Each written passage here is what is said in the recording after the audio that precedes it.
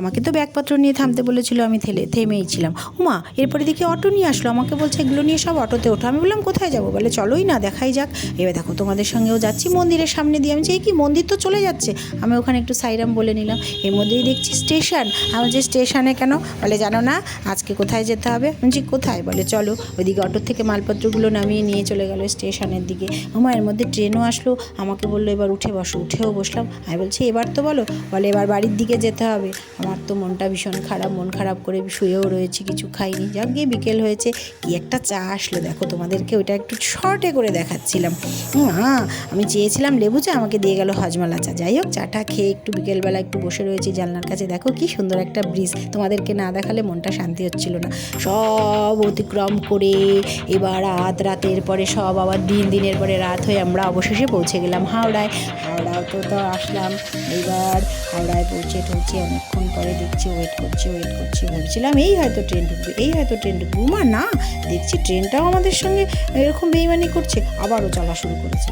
চলতে এবার দেখো তোমার দাদা বলছে এই হয়তো থামবে বলতে দরজার সামনে। আমি বলছি কেন দরজার সামনে? বলছে না, ভীষণ স্লো চলছে। আমি বললাম এবার কি থেমেছে? ছেলে বললো হ্যাঁ, এবার নেমে আসো। ছেলে আগে ব্যাগ নিয়ে চলছে, আমি একটু পিছনে, তোমাদেরকে একটু দেখাতে হবে না, তাই একটু পিছন চলছি। যাই হোক, এই যে হাওড়াতে এসে গেছি। হাওড়া যত আসছি তত মনটা খারাপ লাগছে, পিছনের টান, ওদিকে পিছু টান ফেলে এসেছি। এদিকে বাবাকে বলে এসেছি, বাবা বেশি দেরি করবো না, আবারও তোমার কাছে আসবো। যাই হোক, এবার ওখান থেকে তো শিয়ালদায় যেতে হবে না, লাইন ঠাইন দিয়ে গাড়ি নিয়ে ওখান থেকে শিয়ালদায় রওনা দিচ্ছি। শিয়ালদায় যাচ্ছি যেতে চারিপাশটা একটু দেখে নিচ্ছি, কারণ আবার তো একটু যেতে হবে না চারিপাশ দিয়ে।